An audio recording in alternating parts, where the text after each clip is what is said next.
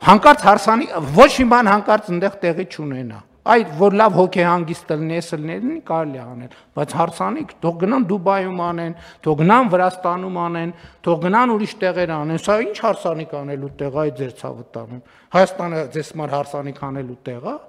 չեք կարող գնաք մի հատ նորմալ երկրում հարսանիք անեք։ Խելագարվել կարելի է ուղղակի։ Եվ այո, ամեն ինչը պետք է գնանշված լինի։ Եվ իհարկե խոսել ենք Տիկին Անդրեասյան, նաև պետությունը նաև որպես իրականում տերը այդ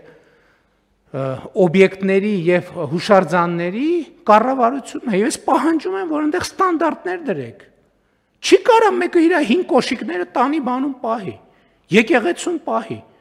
Ասենք 7-րդ դարի, 9-րդ դարի, 11-րդ դարի եկեղեցում տանի իր 5 բաները պահի։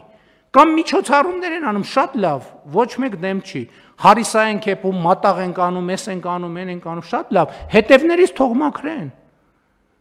Դա իմ որպես